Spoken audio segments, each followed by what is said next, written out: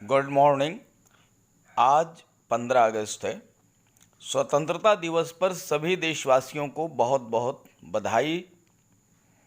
आज प्रधानमंत्री मोदी जी लाल किले पर 7वीं बार ध्वजारोहण करके एक नया रिकॉर्ड बनाएंगे और देश को संबोधित करेंगे। तो आइए जानते हैं इस मौके पर देश विदेश के प्रमुख समाचार क्या हैं। आज की सबसे बड़ी खबर यह है कि राम जन्मभूमि ट्रस्ट के अध्यक्ष महंत नृत्य गोपाल दास के कोरोना पॉजिटिव पाए जाने के बाद कुछ लोग इसकी मांग करने लगे हैं कि प्रधानमंत्री नरेंद्र मोदी को भी आइसोलेशन में जाना चाहिए। इन लोगों ने ये मांग की है कि प्रधानमंत्री नरेंद्र मोदी जी को 15 अगस्त को स्वतंत्रता दिवस पर लाल किले की प्राचीर से देश को संबोधित भी नहीं करना चाहिए। यहाँ तक कि इसके लिए राष्ट्रपति भवन से भी हस्तक्षेप की मांग की गई है। सामाजिक राजनीतिक कार्यकर्ता तहसीन पूनावाला ने इस संबंध में राष्ट्रपति रामनाथ कोविंद को पत्र लिखा है। उनसे अपील की है कि वह प्रधानमंत्री नरेंद्र मोदी से आईसीएमआर के दिशा निर्देशों का पालन करते हुए स्वयं आइसोलेशन में जाने के लिए कहें, क्योंकि राम जन्मभूमि मंदिर निर्माण के लिए भूमि पूजन के दौरान प्रधानमंत्री मोदी महंत नृत्य गोपाल दास के बेहद करीब थे। इस बारे में आपको बता दें कि महंत नृत्य गोपाल दास के कोरोना पॉजिटिव पाए जाने के बाद मथुरा से अयोध्या तक खलबली मची हुई है। स्वास्थ्य विभाग का मानना है कि मथुरा आने से पहले नृत्य गोपाल दास कोरोना संक्रमित थे। मथुरा में स्वास्थ्य विभाग उनके संपर्क में आए लोगों की सूची तैयार कर रहा है। अभी तक 20 लोगों को ही चिन्हित किया जा सका है। हालांकि महंत के संपर्क में आने वाले 200 से अधिक बताए जा रहे हैं।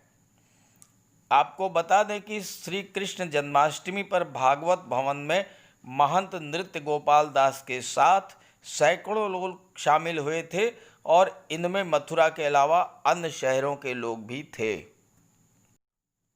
प्रधानमंत्री नरेंद्र मोदी जी ने टैक्स निर्धारण की नई प्रणाली की घोषणा की है। इस समय करदाता से बिना संपर्क किए टैक्स निर्धारण का प्रावधान किया गया है। यानी इस नई प्रणाली में करदाता को अब आप विभाग से कोई संपर्क नहीं करना होगा। जानकारों का कहना है कि ऐसे में नई कर प्रणाली उन लोगों को टैक्स देने के लिए प्रोत्साहित करेगी जो आयकर विभाग में बाबूगिरी या अफसरशाही की वजह से सही तरह से अपने कर का मूल्यांकन नहीं करा पाते थे।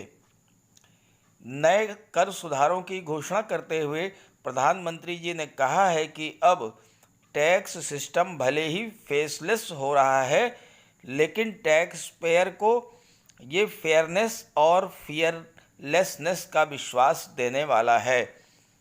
कहने का मतलब ये है कि टैक्स सिस्टम अब फेसलेस हो रहा है।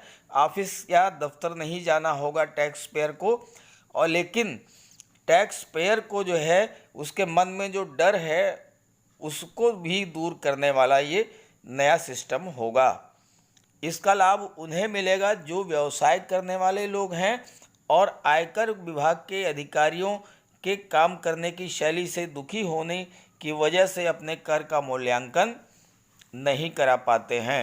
यानी जो लोग डर के मारे अपने टैक्स का असेसमेंट नहीं करा पाते थे, तो अब वो जो है अपने टैक्स का असेसमेंट करा लेंगे और अपना टैक्स जमा करेंगे, क्योंकि अब अधिकारियों को निर्देश दिया गया है कि टैक्स पेयर के साथ बहुत ही अच्छे तरीके से अच्छा व्यवहार करें। इस बार 73 साल में पहली बार स्वतंत्रता दिवस समारोह कुछ अलग तरीके से मनाया जाएगा।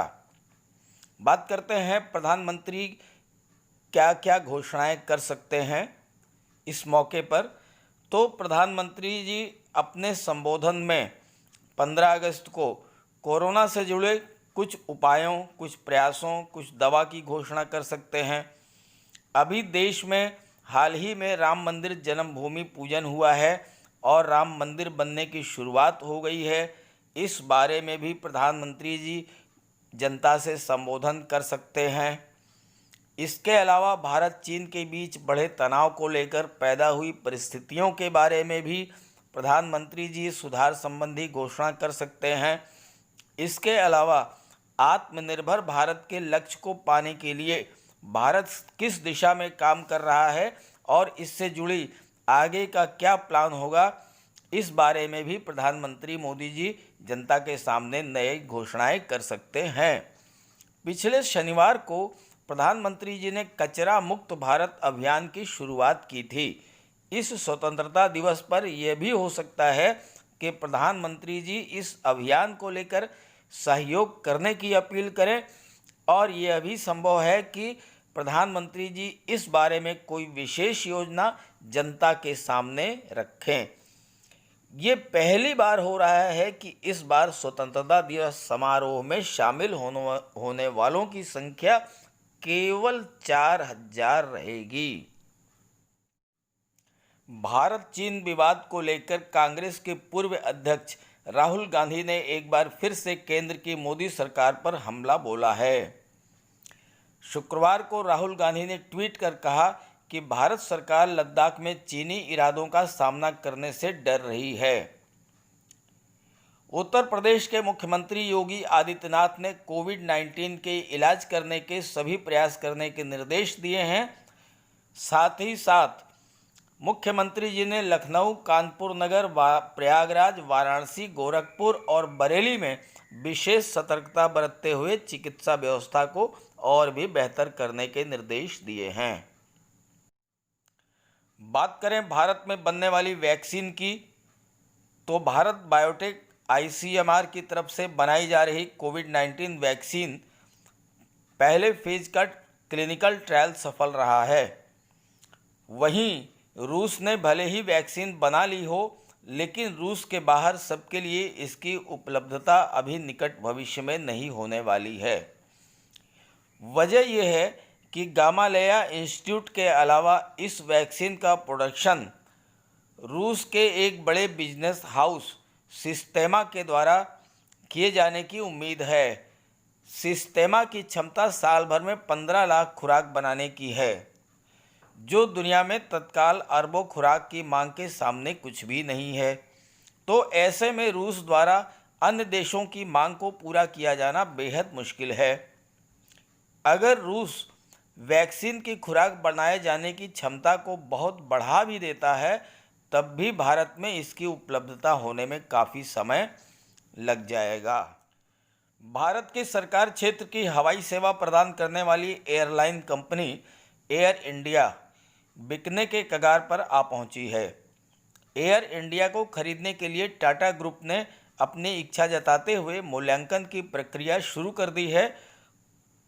वहीं उत्तर प्रदेश में खंड शिक्षा अधिकारी परीक्षा को स्थगित कराने के संबंध में हाई कोर्ट एवं सुप्रीम कोर्ट में दायर की गई सभी रिट याचिकाएं ऑनरेबल कोर्ट के द्वारा खारिज कर दी गई हैं। अब यह परीक्षाएं अपने पूर्व निर्धारित कार्यक्रम के अनुसार ही होंगी। एक बहुत बड़ी खबर न्यूजीलैंड से आ रही है। 100 दिन तक शांति से गुजारने के बाद अब न्यूजीलैंड में फिर कोरोना का कहर शुरू हो गया है। शुक्रवार को न्यूजीलैंड के प्रधानमंत्री ने ऑकलैंड में नए केस आने के बाद 12 दिन के लॉकडाउन की घोषणा की है।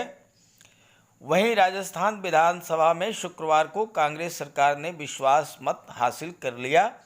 विश्वास मत जीतने के बाद विधानसभा के बाहर सीएम अशोक गहलोत ने विपक्षी भारतीय जनता पार्टी पर जमकर निशाना साधा।